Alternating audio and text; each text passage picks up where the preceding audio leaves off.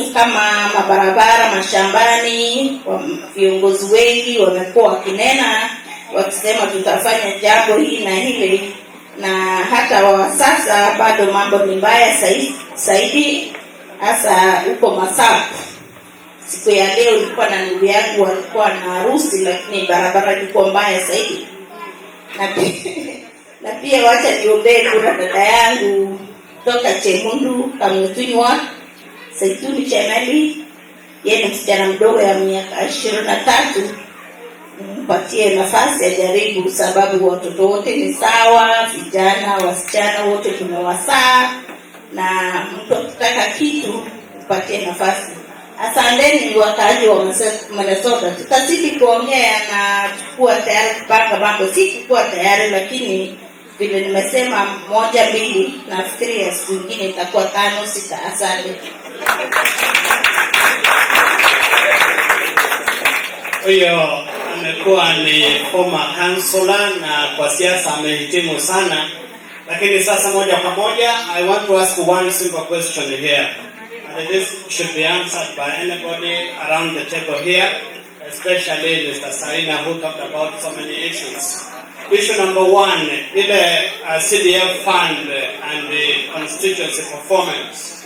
Tunaona kwamba in the alliance, inaitwa Jubilee Alliance, Ruto did well, much better than Uhuru Kenyatta. And Uhuru Kenyatta comes from a very rich a very old traditional constituency, ile Gatundu, ambapo ametoka former President Kenyatta. But it's one of the poorest in Kenya. So what is it that, why don't we give Ruto kura, kwa sababu alifanya vizuri kuliko Kenyatta, awe run kama president, and then we have Kenyatta running as vice president because he didn't perform well in his constituency. If we are going to follow records in terms of performance, why don't we give the one who did well? Can somebody answer that question on this table? Let's have somebody answer the question. If we're going to give someone that did so well in his constituency, then it should be Peter Kenneth. Now that is correct, but let's work with the Jubilee Alliance kwanza, then we will come to the Papa Suka one and Peter Kenneth. During the days when Jomo Kenyatta was the president, we used to sell cows and contributing money to build that Gatundu Hospital. I think most of you heard about Gatundu Hospital when you were young. So this Gatundu Hospital is not anywhere in the map of Kenya now. We don't even hear about it. I don't know, it should have been actually a referral hospital by now because the president came from that vicinity.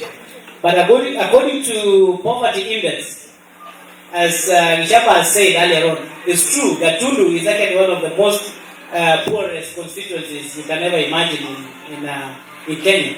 I think it's ranking to like some of those other constituencies. I don't know for what reason, and we have had the greatest leadership there. Now, it's true that Ruto's constituency did so well in the management of CDF. Ruto did so well in Ministry of Agriculture, and there are so many people. So Ruto is actually coming in his politics on the platform of performance, and there are those people who come in on the platform of reform, because it is because of reforms that makes somebody perform. And you know who has actually done reforms, who has actually contributed his whole life to do reforms in this country. Because before reforms, Ruto was in power when he was during Moi's time, but his constituency was never the best that time because there were no reforms. So first reforms and then you can perform. What do you think? Another views basi kwamba Ruto did better, so we don't know the reason why he's not running for president and he's going for vice president. Kuna jamaa mwingine hapa pia anataka kutoa maoni. Well, just let me remind Baradao, we were talking about activity, and I don't know how we found this way to court. I don't know how Baradao found this way to court. But when it comes to Jubilee, I agree, William Ruto deserved to be the president. But the problems, which I blame all the Kenyans, is because of the tribal affiliations. If you look at Uhuru, he's had chances to be somebody in this government but his performance is nowhere compared to Ruto. But when they do the polling, Uhuru is next to Raila. So my question to the Kenyans is, what do you base your vote? How come Uhuru, who has done nothing on all these years, is ranking so high, and somebody like Ruto is ranking low? So the Kenyans are to blame on that.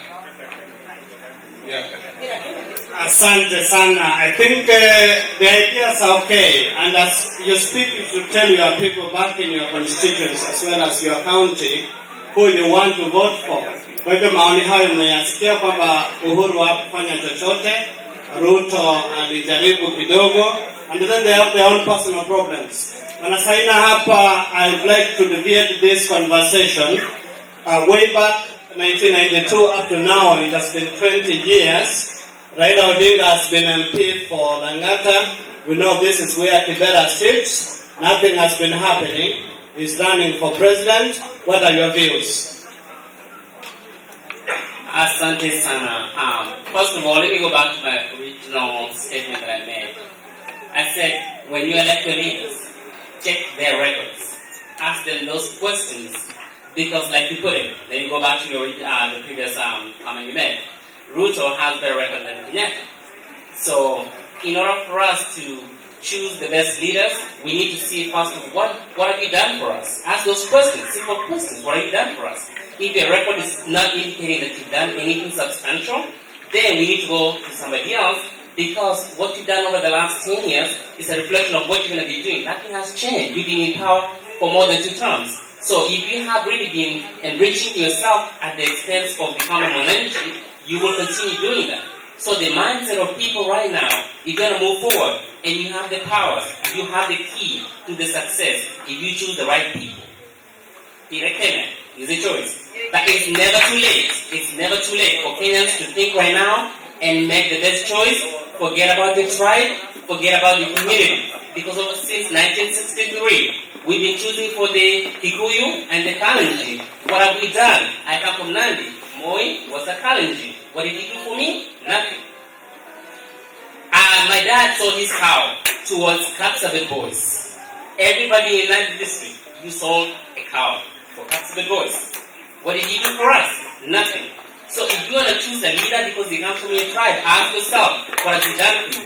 It's time to move on and vote for somebody else who's not affiliated with you, because they might be better leader than the one you have. Haya ni maoni ya Bwana Saina kwamba you must ask yourself kama how leaders wamesaidia katika kuendeleza mambo ya health, mambo ya education, barabara, machanijai, and all those crops that we need. But let's come back to this gentleman here. We want to change the topic now from the courts and ask him, what do we do about our security in our country? Kuna Mungiki, kuna Kisungusungu, kuna tribal clashes, kuna all this. Kuna wale wanauawa Baragoi. So what do we do about that? Tuongee kuhusu hiyo kidogo. Asante sana. Nafikiri maneno ya security inahusiana na kutokuwa na kazi kwa vijana. Unajua, ukiwa na idle mind ya kwamba una kazi ya kufanya, umemaliza shule na unakaa hapo kutoka asubuhi mpaka jioni, akili inaanza kutumika in the opposite direction. So I think what we need to do is to create jobs for these young men and women so that they can translate or they can use the time to think positive things. So I'm urging the leaders who will be elected to create jobs so that we will actually eliminate and reduce the insecurity. At the same time, also those weapons who are in the wrong hands should be collected back and put in the safe. So the idea is, let's have jobs for the young people. Thank you. Alafu jobs for the young people, yani kazi kwa vijana na si pesa kwa wazee. So indeed we need a forum through which our people get more education, but we have a specialist here ambaye ni mwalimu, na tunataka atuelezee kwa ufupi tu ni vipi vijana wetu wataenda shule ndiposa wapate kazi ambayo itawafanya wasije kuwa bila kazi ili wafanye crime. Kwa hivyo bwana mwalimu, hebu tueleze tutafanya nini kama wewe expert. Napenda kuwa nafasi hii kuongea kidogo kuhusu masomo katika Jamhuri yetu ya Kenya.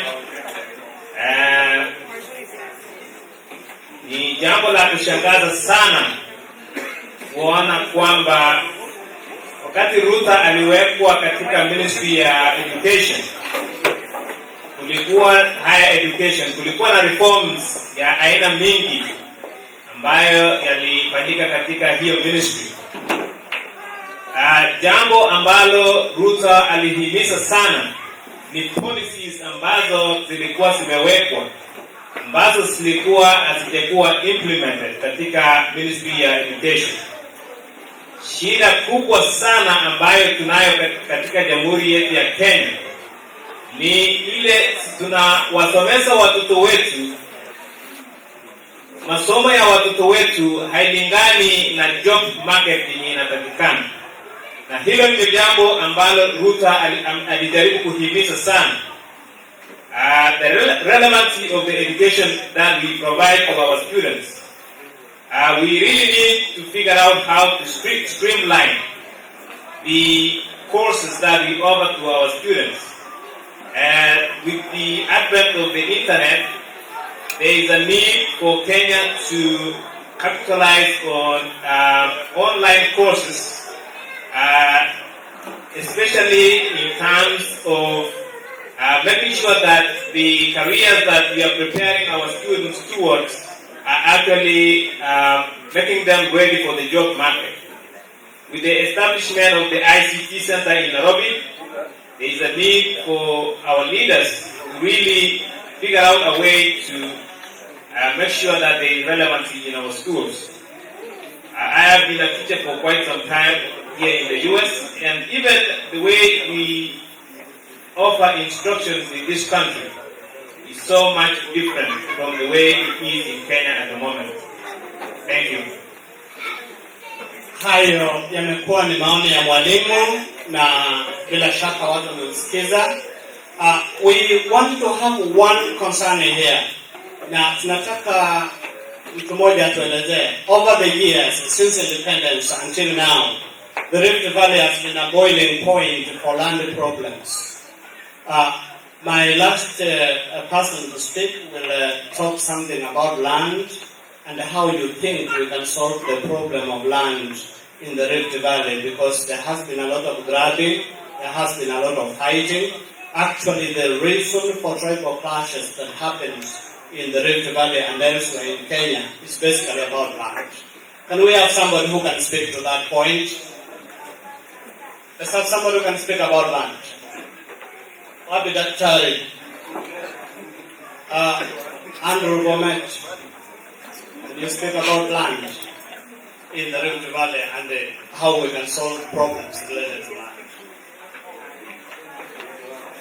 Okay, basi inaonekana hapa hakuna mtu, watatupea bwana Kerich tena. There are some very important events that have taken place quite recently. One of them is when Anan came here and the coalition of Raila and Kibaki was being formulated. One of the things that we were actually going to look at is the historical injustices. The historical injustices included land, and I think it is actually captured in the Constitution as it is.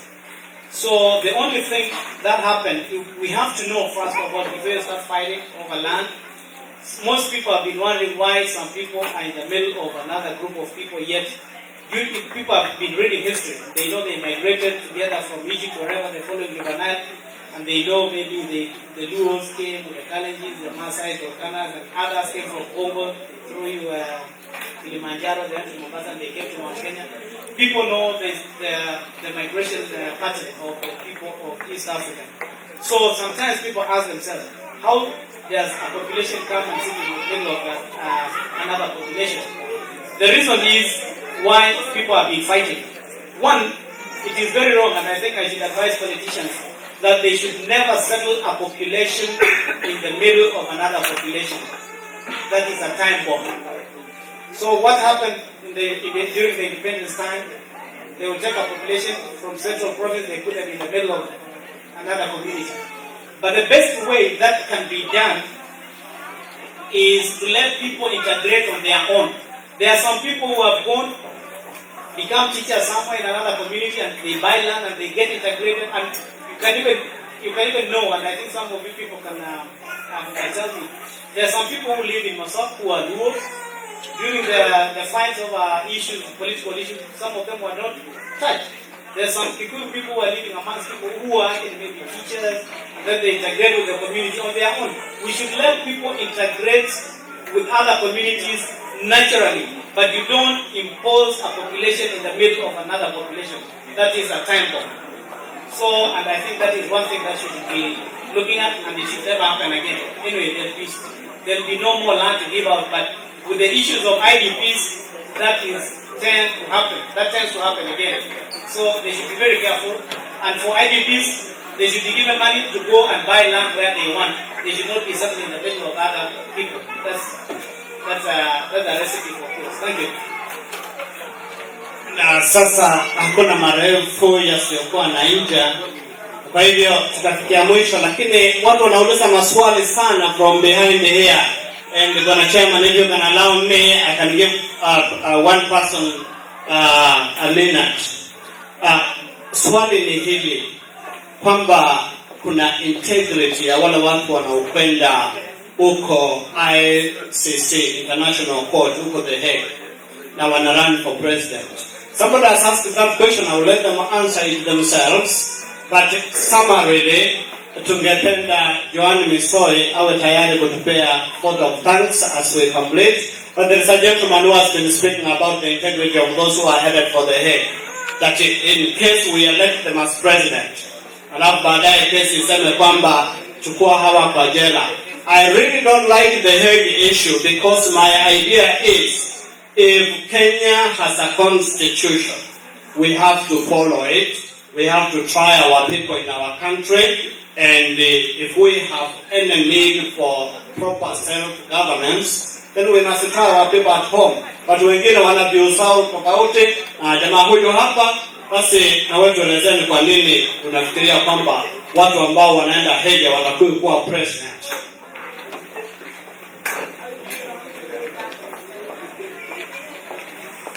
Actually, my opinion was, I was not saying that people going to ICC should not have a chance to run for president of Kenya. But Kenya, we know, is a sovereign country. They have the right to do their own things based on their constitution. But since Kenya has relationships with other countries, we have been seeing other leaders from other countries coming to Kenya, focusing, paying attention to these two leaders, especially in the Jubilee coalition, on their integrity. My view is that I think Kenyans should think more about the Jubilee leadership, because the extent that Kenya will get into as in relation to other countries will be dehumanizing for the whole nation. I'm not saying these leaders are bad. I'm not saying that they cannot run for presidency, but we may face a lot of trouble as a nation, as in relation to other countries. We depend on these countries for things that I'm not going to mention here, but the relationship that Kenya has with other countries is very vital, and we do not know the result after the election. What will happen? Are we going to get sanctions? Are we going to face restrictions? This country, these leaders have already been banned now to travel to Europe. That we are not saying that's based on the ICC issue, but the integrity of these leaders should be watched by Kenyans. Should be watched by Kenyans. That's my view. Huyo ndugu yangu amesema kwamba mambo ya Hague ni magumu, kwa hivyo Wakenya watachagua. Na tumefikia mwisho sasa. Bwana Kericho, umefanya kazi nzuri sana. But next year we want to start a slow organization to recognize 50 years of independence. So we would like to come together again like this, but on a bigger forum involving many other Kenyan communities. Na kwa hayo machache na mimi nitatuma salamu. Kwa heri ya kuonana. Asante Bwana Kericho, sasa chukua hiyo nafasi. Basi asante sana wote ambao wameshiriki katika mjadala huu wa leo. Nimefurahi kwa ninyi kuja kuwa pamoja nasi na kujumuika pamoja.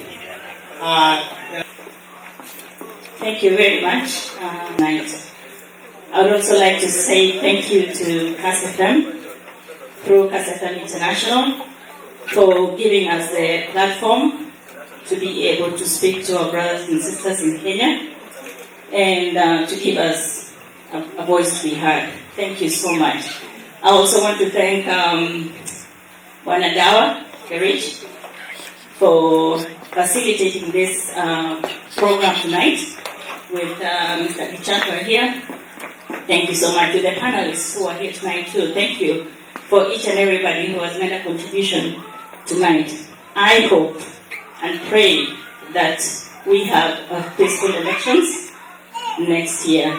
I also hope that the contributions we've had here tonight will make a difference back home.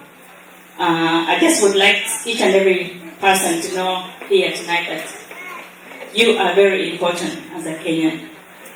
Everything you do that contributes positively to our country, be it making a phone call and encouraging your brother, your mother, your sister to register as a voter and to make sure they go to the polling station and cast their vote. You have contributed. So unfortunate that we were not able to vote, exercise that right as Kenyans in diaspora. And hopefully in the coming election, after next year, we will be able to do that. It would have been exciting, it would have been historical.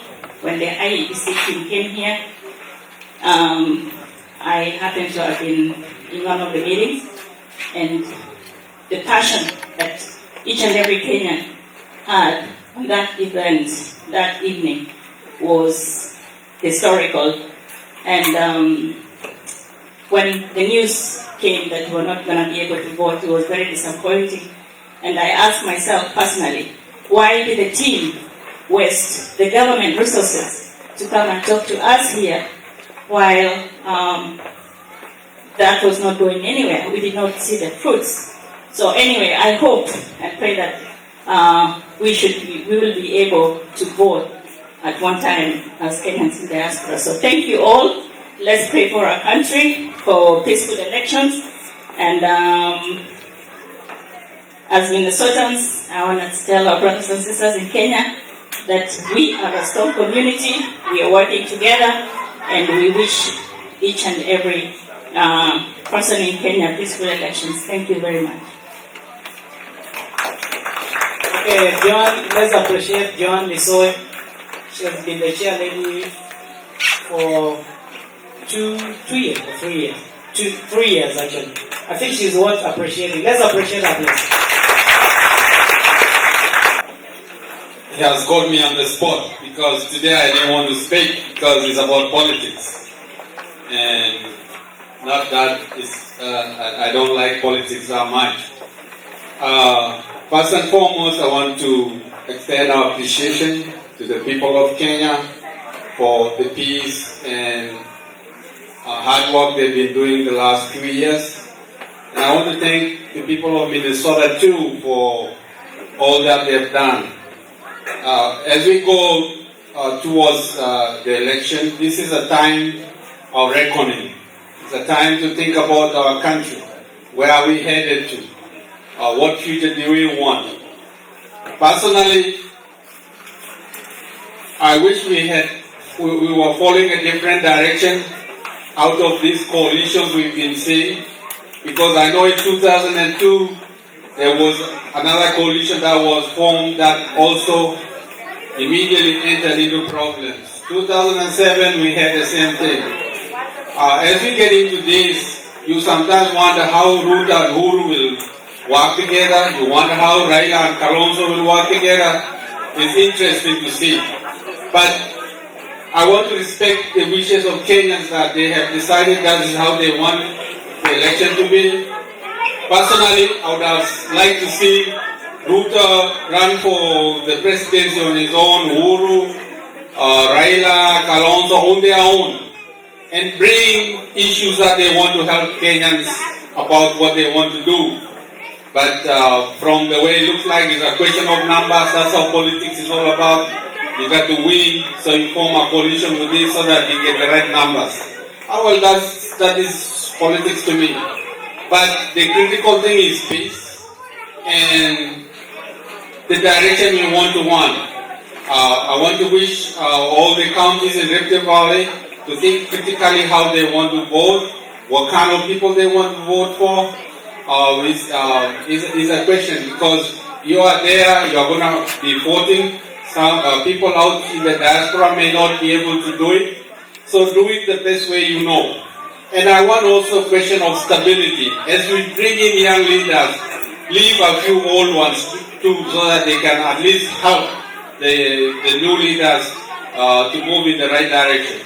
So if you go to Nandi County, I know you might want to vote you and me all through, but remember people like Koske on all the contributions they've done, Sally and others, they might play some kind of direction somewhere. In Washington County, in whatever county there is, we need young people as well as a spice of the old people. So think about it critically, and I want to wish us here in Minnesota that we continue with our unity. We want to work together. When we call for functions like this, let's come together. Enjoy, There is this something called SAD. I don't know if you have heard SAD. It's called seasonal affective disorder. If you sit in your own house alone throughout the winter season, you will be sad and you will be sick.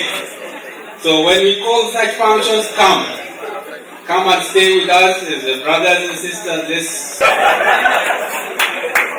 And we want also the young people to get involved a lot. Like in Kenya right now, most of the politics that is transitioning is because the young people are getting involved.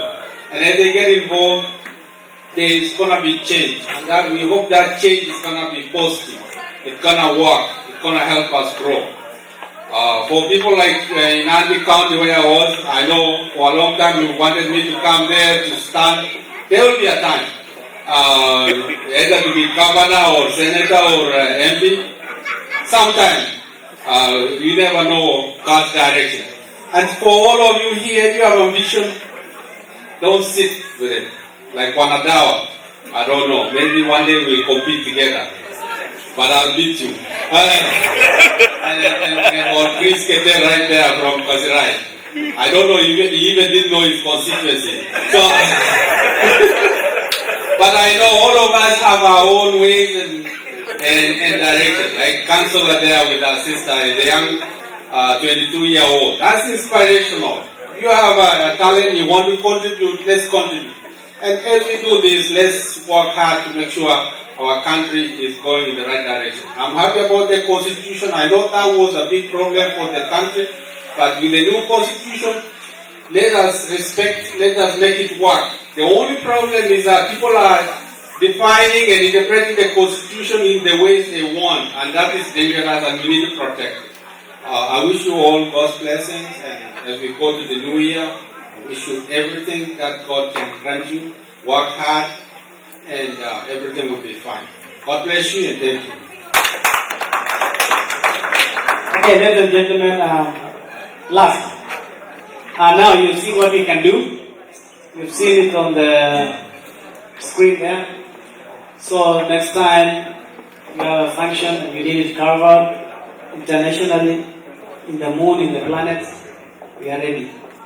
We are going to cover everything. If today was going to be the end of the world, I'm sure we can even cover the end of the world live. Thank you.